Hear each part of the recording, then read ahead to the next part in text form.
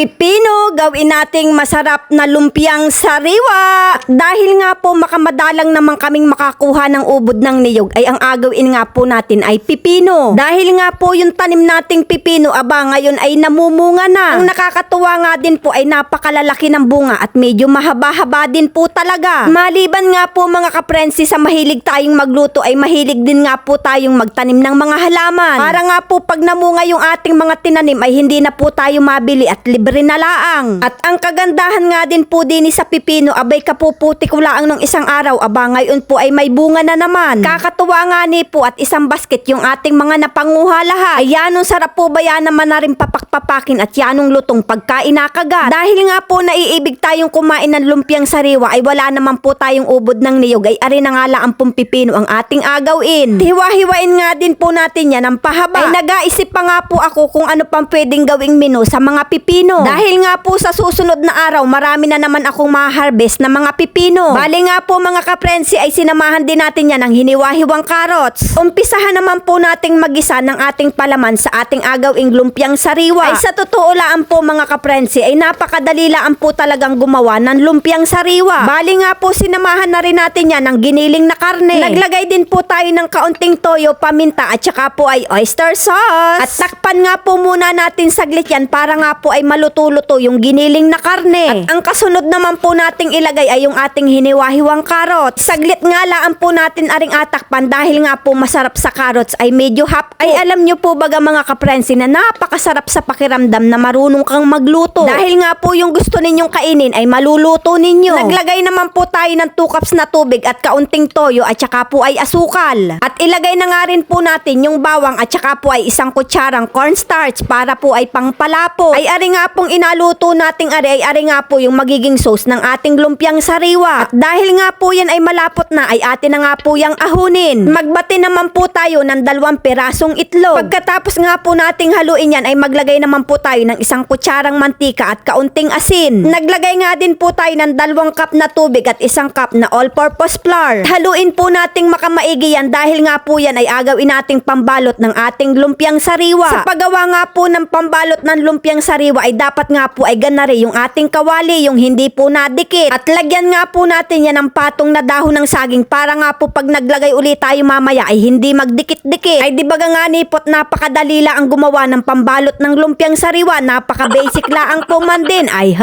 Isus ka prensi, dumali ka na naman bayangani. At ilahok na nga po natin yung ating hiniwa-hiwang pipino dini nga po sa ating ginisang giniling at carrots. At ibalot na nga po natin yung ating lumpiang sariwa. Lagyan nga po natin yan ng 2 pirasong dahon ng lettuce. At tupiin na nga po natin yan magkabila. At ganyan laan po man din naman kadali gumawa ng lumpiang sariwa. Kaya naman po kung ikaw ay isang kambing ay vegetarian, abay ganarin na laan po ang inyong gawin palagi. Ay alam nyo po bagang sa lumpiang sariwa, ang nagapasarap po talaga ay yung kanyang sauce. Kaya nga po ay dapat masarap ang pagkakatimpla at lagyan nga din po natin yan ng dinurog na mani. At ayan na nga po mga kaprensi ang ating ginawang lumpiang pipinong sariwa.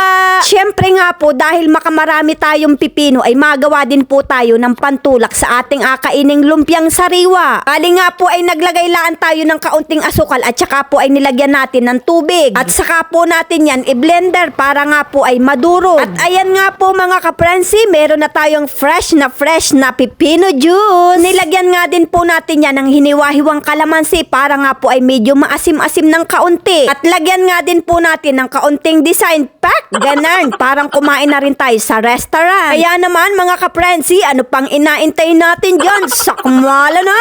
Ay talaga naman pong mapapame kasasarap. Di baga nganit sa sobrang sarap ay naging kambing. Dahil nga po wala na naman ang inay ay atirhan na nga laan po natin. Kaya naman mga kaprensi, kung naibigan nyo nga po aring video ng ari, palike and share na laan po. Maraming salamat!